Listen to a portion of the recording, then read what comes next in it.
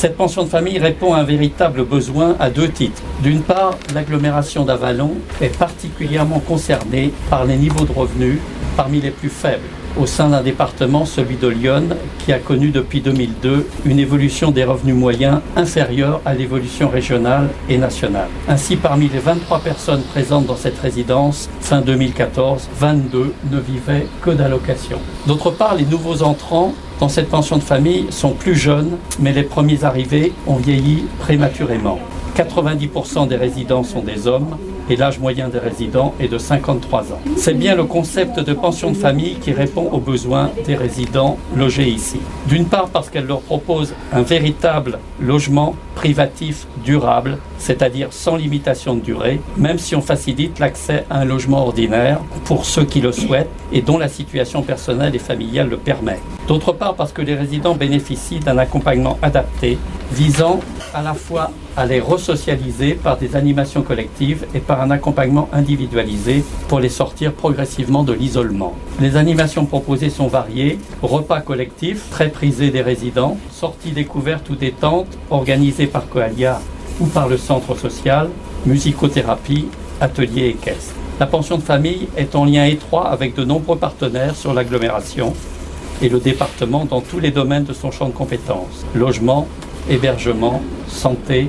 emploi, justice. Les travaux de construction de cette résidence, d'un coût total proche de 1,7 million d'euros, ont été financés par une subvention de l'État, ministère du Logement, de 187 000 euros et de 2 prêts PLAI de la Caisse des dépôts et consignations d'environ 1,5 million d'euros, garantis conjointement par le département et par la ville. La redevance d'un montant de 413 euros par mois couvre le loyer, les charges, dont la fourniture individuelle d'énergie et de fluides, et les prestations de mobilier et de blanchissage. Les résidents bénéficient de l'aide personnalisée au logement et voient ainsi leur taux d'effort ramené à 7 ou 12% selon qu'ils touchent l'AAH ou le RSA, des taux effectivement très faibles.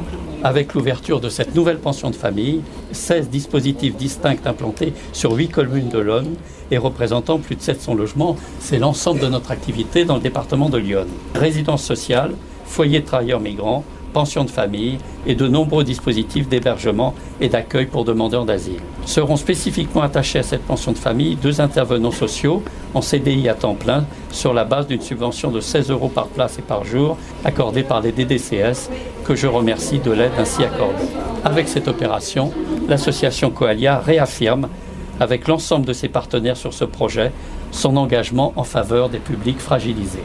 Ce que je voulais simplement dire, si vous le permettez, c'est de revenir quelques années en arrière, comme quoi la vision de certaines personnes permet de faire certains projets. Entre 2001 et 2008, nous avions un FJT. Ce FJT a déposé le bilan et nous avions le choix entre faire les efforts nécessaires à ce que ces bâtiments subsistent ou alors les laisser les raser. C'était la seule option possible, donc c'est vite fait, entre 2 choix comme cela. Et à cette époque-là, il y a un homme qui avait une certaine vision de l'avenir et du social, qui s'appelait Jean Mariani, et je voulais lui rendre hommage aujourd'hui, qui avait décidé de reprendre ces 2 bâtiments et d'en faire du logement social. Ça n'est pas la vocation d'une commune de faire du locatif social, et donc nous avons trouvé un partenaire à l'époque qui s'appelle AFTAM, devenu Coalia, qui est notre partenaire depuis, puisqu'il y a une des 2 tours qui est occupée à l'heure actuelle par 78 logements, donc ça continue. Et puis l'autre partie a hébergé pendant un certain nombre d'années la pension de famille qui est transférée ici aujourd'hui. Donc c'est dire si la collaboration est étroite entre Coalia et la mairie d'Avallon, ça n'est même pas une réflexion qu'on se fait, c'est une évidence. C'est une évidence qu'il fallait ce genre de bâtiment, c'est une évidence qu'il fallait ça aussi pour remplacer le bâtiment qui est là-bas, qui nécessite quand même quelques travaux. Et ça me permet aussi de dire merci à des gens qui ne sont plus là aujourd'hui, d'avoir participé à cette réalisation à travers le temps.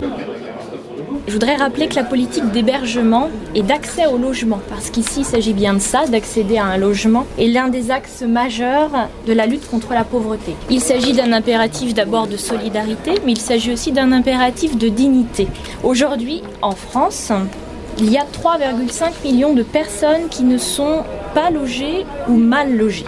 Ce sont les chiffres du 20e rapport de la Fondation l'Abbé Pierre qui malheureusement aujourd'hui a encore un objet. Et selon le même rapport de la Fondation Abbé Pierre, il y a aujourd'hui 5 millions de personnes qui sont en situation de fragilité à court terme dans leur logement. Cette précarité face au logement qui augmente, elle ne touche pas seulement les villes, les grandes agglomérations, Elle touche également les communes rurales, les petites agglomérations de moins de 20 000 habitants, comme Avallon par exemple. Et face à ce constat, la politique d'hébergement et d'accès au logement doit permettre à toutes les personnes, celles qui sont sans abri, celles qui sont mal logées, d'accéder durablement à un logement qui soit à la fois digne et adapté à leur profil. C'est ce à quoi tend le plan pluriannuel de lutte contre la pauvreté, qui a permis la création, depuis 2013, de 700 places d'hébergement supplémentaires, 4000 places en CADA, spécifiquement réservées donc aux demandeurs d'asile, 7360 places en logement adapté et aussi 750 nouvelles places pour les femmes dans le cadre malheureusement des violences qui leur sont encore faites. Cela équivaut à une augmentation sans précédent du budget consacré à la mise en œuvre du service public d'hébergement et d'accès au logement, plus 4%. Cela représente 1,3 milliard d'euros. La pension de famille Coalia a ouvert ses portes à Avallon en 2007, à l'époque avec 20 places, désormais 25. Et elle répond pleinement à cet objectif, c'est-à-dire offrir à chacun un logement digne, adapté. Digne parce que désormais, ici, nous avons des studios pour chacun des résidents de 20 mètres carrés. Les publics accueillis ici, ce sont des gens donc, qui ne sont pas logés, qui sont mal logés, qui étaient hébergés, qui étaient en situation d'expulsion locative peut-être. Bref, le parcours de chacun est précisément pris en compte. L'offre de séjour ici n'est pas temporaire, elle est pérenne, elle s'adapte au parcours. Ainsi, outre un accompagnement personnalisé qui est permis par ces différents personnels, axé donc sur la socialisation des individus, ou au moins leur resocialisation, sur l'identification de leurs problèmes, mais aussi le développement de l'autonomie. C'est donc un accompagnement personnalisé, mais pas seulement, c'est aussi, dans cette pension de famille, une socialisation qui est recherchée par des temps en commun. Donc ce sont ces moments de vivre ensemble qui permettent finalement de s'inscrire dans cette recherche fondamentale de l'insertion de chacun dans la société. Et là aussi, l'État, à raison d'une subvention de 16 € par jour et par résident, essaye de contribuer à cet objectif, qui malheureusement est encore un objectif, et que les efforts de chacun tendent, je l'espère, à réaliser le plus rapidement possible.